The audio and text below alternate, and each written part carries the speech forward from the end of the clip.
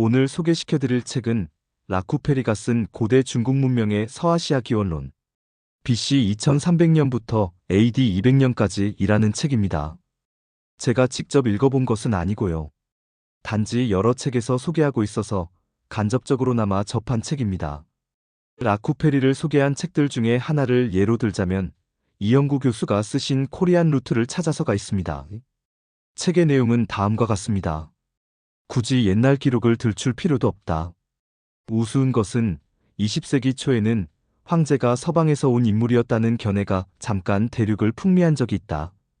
프랑스의 라쿠페리가 1880년에 쓴 고대 중국 문명의 서아시아 기원론, BC 2300년부터 AD 200년까지라는 책에서 촉발된 황제의 서방전 레설은 폭발적인 인기를 끌었다. 이에 따르면 황제는 서아시아 바빌론 일대에 살던 바크족 우두머리 쿤두르 나쿤디로서 그가 부족을 이끌고 이스탄불 카슈가르 탈인분지 쿨룬 산맥 골륜 산맥을 지나 깐수성 감숙성 일대로 들어와 토착 세력을 멸하고 황하유역까지 영역을 넓혀 나라를 세웠다는 것이다. 그런데 계몽주의자 량치차오양 개초까지 황제의 서방전 레설에 매혹된 바 있다.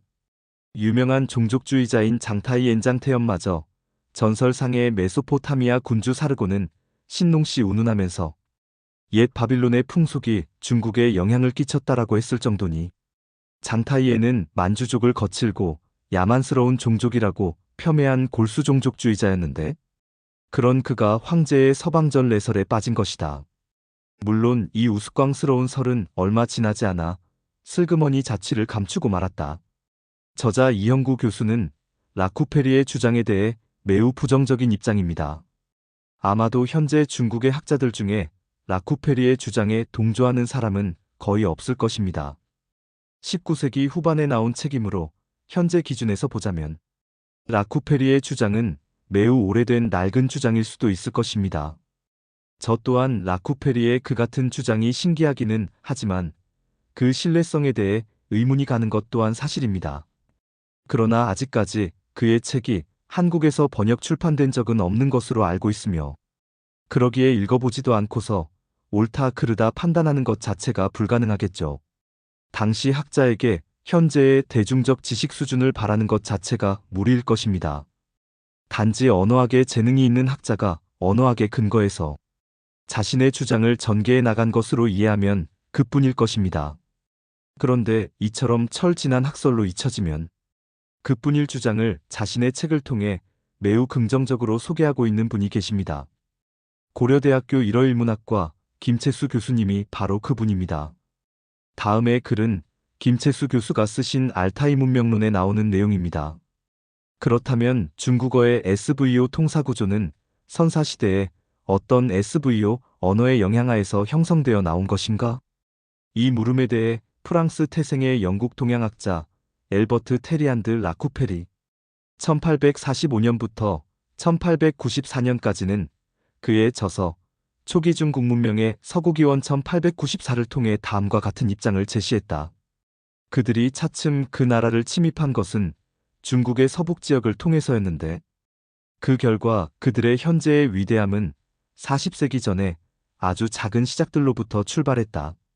이 하나만의 사실로도 충분할 것이다. 그러나 더 멀리 떨어져 있는 서쪽에서는 같은 사실을 가리키는 몇몇의 전통들이 있다. 중국에 도착한 바크족의 첫 지도자였던 니쿤테현대 황제가 그의 백성들을 데리고 중국 영토의 투르키스탄 중앙아시아의 광활한 지역으로 이끌고 갔다. 그래서 카슈가르 강이나 혹은 타림강을 따라가서 그 후 골룬 산맥의 동쪽 화토에 도착했다. 그 화토란 이름은 미래 중국이 될 땅이 대단히 비옥하다는 장점이 있었기 때문이었다. 이상과 같이 그는 메소포타미아의 최남단인 유프라테스와 티그리스 강의 하류에 위치한 칼데아와 엘람 지역에서 거주하고 있었던 바크족이 기원전 2300년경을 전후해 당시의 메소포타미아의 문명을 가지고 중앙아시아, 중국의 서북지역 티베트 북부의 골륜 산맥 지역 등을 통해 중국의 중원 지역으로 들어가 고대 중국 문명의 기초를 구축했다는 입장을 제시했던 것이다. 김채수 교수는 동사주어, 목적어의 어순을 갖는 세머, 계통의 통사구조를 가장 오래된 것으로 보고 있습니다.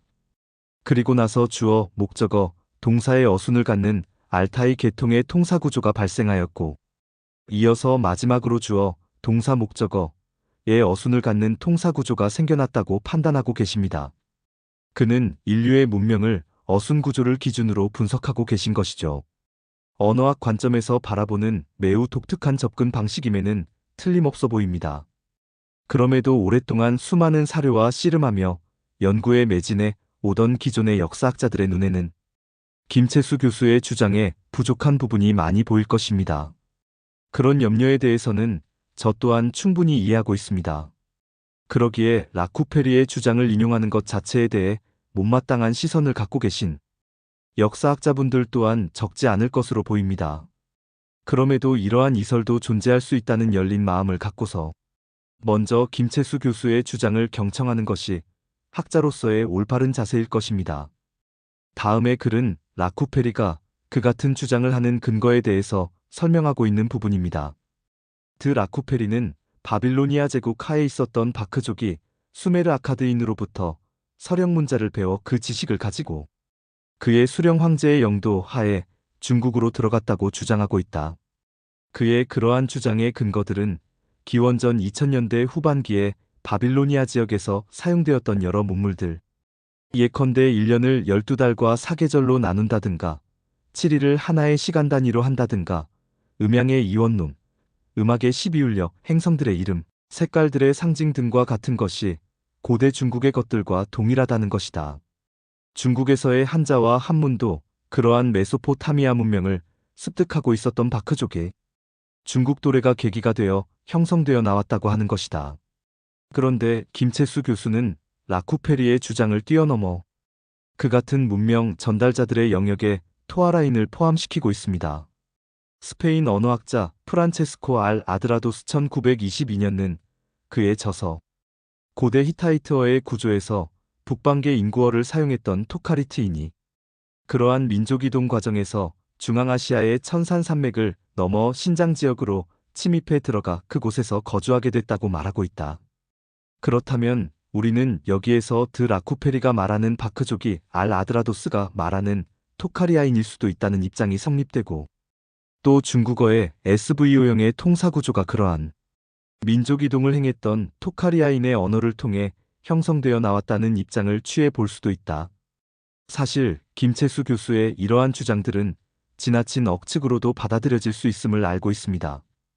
뒤이어 이야기하고 있는 주나라를 철기 문명을 매개로 아시리아와 연결시켜 이해하고 있는 그의 주장은 다소 논리적 구조가 부실해 보이는 것도 사실입니다.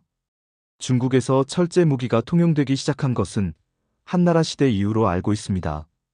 매우 보수적으로 수용될 수밖에 없는 무기류의 재료로서 철이 사용되고 또 대중적으로 쓰이게 된 시기는 그만큼 더 늦어질 수밖에 없었겠죠. 철이 대량으로 생산되고 먼저 농기구로 쓰이기 시작한 전국시대가 지나서 그 후 한나라 시대가 되어서야 무기의 재료로 널리 통용되기 시작한 것입니다. 그럼에도 김채수 교수의 이 같은 기발한 주장들은 그 자체만으로도 충분히 학문적 가치가 높다고 봅니다.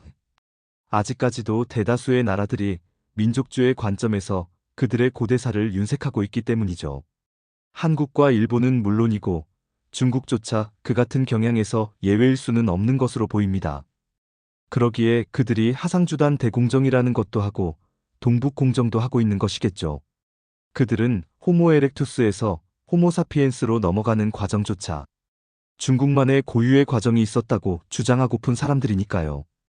그런데 신기한 것은 동래안 황제의 무리들의 이름이 바크족이라는 점입니다. 우연의 일치인지는 모르겠지만 바크족은 황제가 아니라 상나라를 연상시키는 그 무엇인가가 있기 때문입니다. 다음의 글은 문안식 교수가 쓰신 유아문명과 예맥에 나오는 내용입니다. 사실 상을 건국한 집단은 중원 지역의 토착 집단이 아니라 외곽에서 이주해온 사람들이 중심이 되었다. 상의 원주지는 문헌을 통해 볼 때 박이었다. 그 위치에 대해서는 하남성 정주 상성과 언사 상성 등으로 추정한다. 그 외에 하북성 장하 혹은 북경으로 보는 견해도 있다. 간단하게 설명하고 끝맺으려고 합니다. 저는 라쿠페리의 주장에 등장하는 바크족이 황제가 아니라 상나라의 박과 어떤 연관이 있지 않을까 생각해 봅니다. 이후 황제의 맥족과 상나라의 박 즉 바크족은 시간이 흐르며 서로 융합되었고 또한 혼용되어 사용되어져 왔을 수도 있지 않을까요?